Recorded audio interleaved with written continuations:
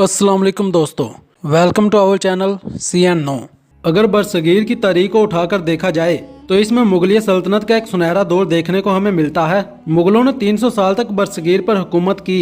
मुगलिया सल्तनत 1526 से 1857 तक बरसगीर पर हुकूमत करने वाली एक मुस्लिम सल्तनत थी, जिसकी बुनियाद ज़हीरुद्दीन बाबर ने 1526 में पहली जंग पानीपत में दिल्ली सल्तनत के आखिरी सुल्तान इब्राहिम लोदी को शिकस्त देकर रखी थी।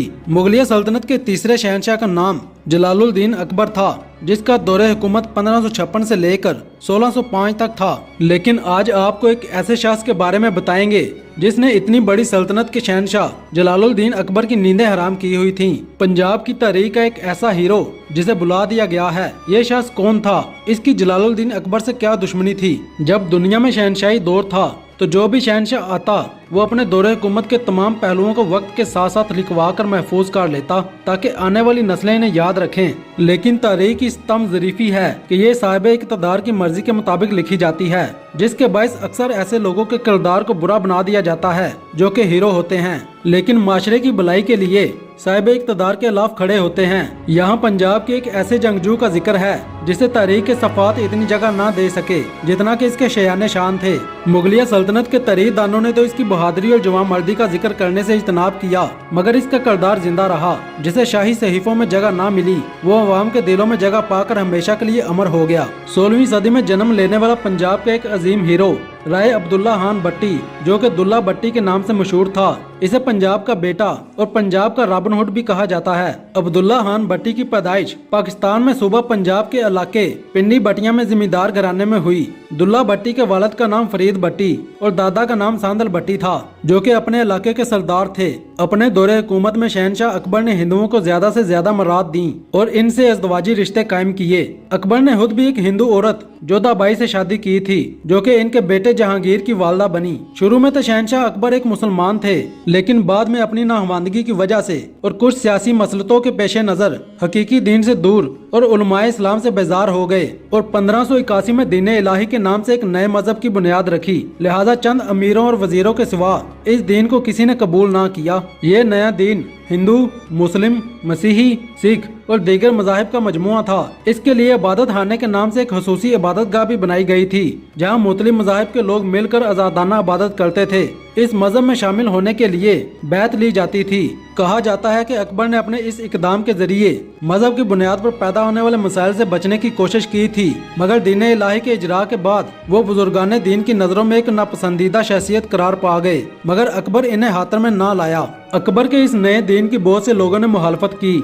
दुल्ला भट्टी के वालिद फरीद भट्टी और दादा सांदल भट्टी ने भी अकबर के दीन इलाही की खुलकर मुखालफत की और ना ही ये मुगलों की हुक्मरानी को मानते थे, जिसकी पैदाश में शहंशाह अकबर ने इन्हें कैद करवा कर फांसी दे दी और इनकी चमड़ी उतार कर इसमें भूसा भरवा दिया। दुल्ला भट्टी की मां लद्दी ने दुल्ला के बाप और दादा के कातलों का राज अपने तक ही रखा, मगर एक रोज एक खातून से उलझने के नतीजे में दुल्ला भट्टी पर इसके बाप और दादा की पोशीदा हकीकत आश्कार हुई और इसने अपनी माँ से इस बारे में दरियाफ्त किया। माँ ने इसे बाप दादा की मौत का बताया तो दुल्ले ने कसम खाई कि वो अकबर को नहीं छोड़ेगा। इसने मुगलिया हुकूमत को तस्लीम करने से इनकार कर दिया और हराई देना भी बंद कर दिया। इसी दौरान इसने अपनी एक छोटी सी फौज तैयार की और अकबरी निजाम के खिलाफ जहाद की ठान ली। चूँकि ये ज़राअत का दौर था, लिहाजा फसल अच्छी ना होने की वजह से मुगल हर साल लगान के मद में फसल का एक बड़ा हिस्सा ले लेते थे, जिसकी वजह से मजमूई तौर पर मुआशी इस्तेहसाल जारी था। दुल्ला भट्टी ने न सिर्फ किसानों को इस जुल्म से बचाया, बल्कि जो मुगलिया काफिले इसकी जमीन से गुजरते थे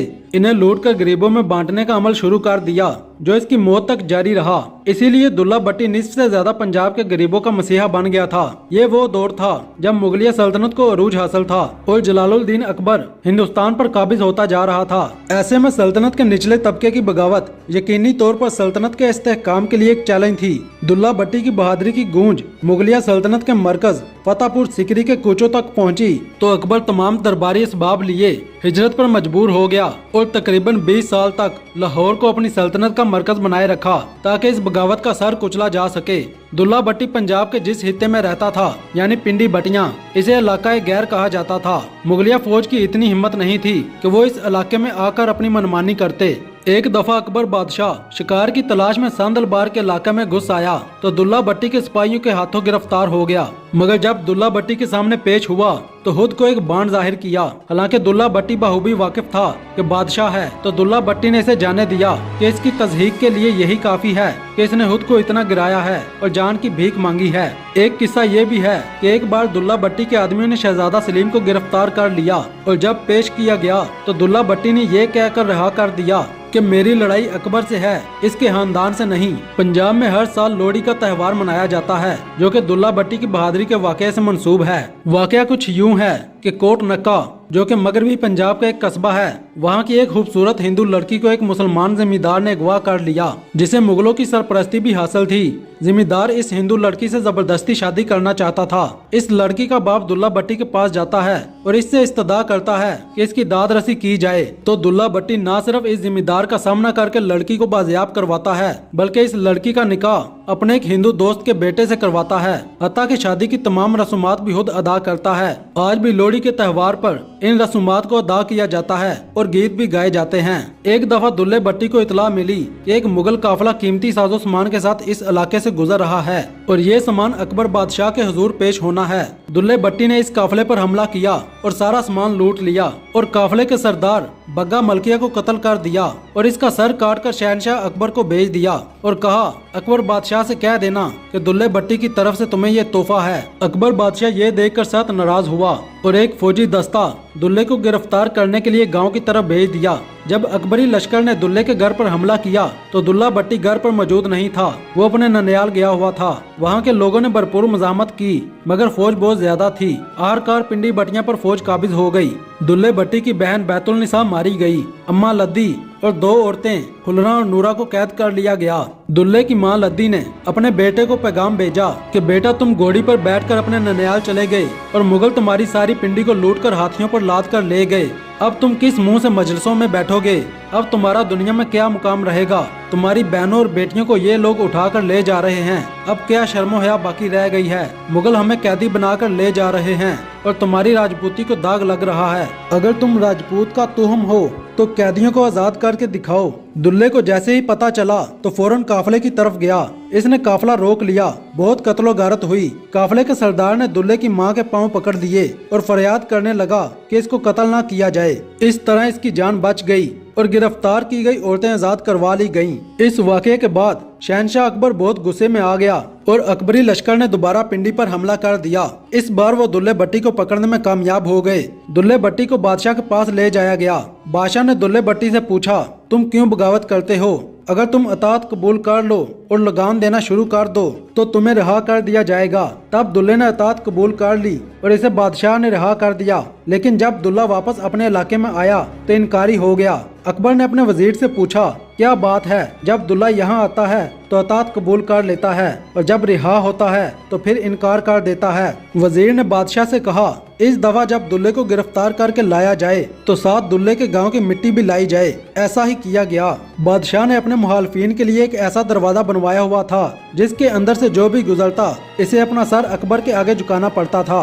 अकबर बादशाह ने हुक्म दिया कि दुल्ले को दरबार में पेश किया जाए। जब दुल्ले को लाया गया तो इसे झुकाने के लिए इस दरवाजे से गुजरने का कहा गया। लेकिन दुल्ला भट्टी पंजाब का शेर कैसे अपने दुश्मन के सामने झुक सकता था? इसने हाजिर दिमागी से काम लेते हुए पहले अपनी टांगे और बाद में अपना धड़ दरवाजे से दाखिल किया, जिससे बादशाह अकबर की खूब जग हंसाई हुई। वजीर ने जो मट्टी मंगवाई थी वो मट्टी जमीन पर बखेर कर कहा यहाँ खड़े हो जाओ। दुल्ला बिखरी हुई मट्टी पर खड़ा हुआ। अकबर बादशाह ने दुल्ले से कहा क्या तुम मेरी अतात कबूल करते हो? दुल्ले ने बड़ी दलेरी से कहा नहीं। लगान दोगे?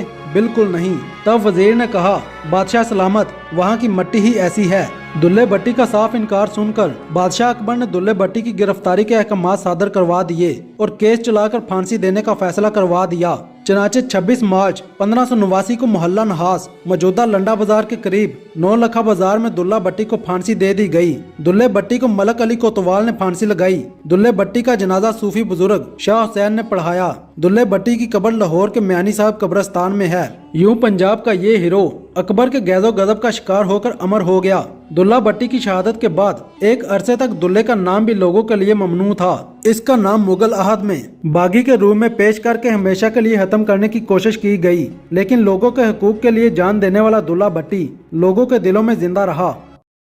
اگر آپ کو ہماری ویڈیو اچھی لگی تو لائک کریں، بہت اچھی لگی تو سبسکرائب کریں۔ شکریہ۔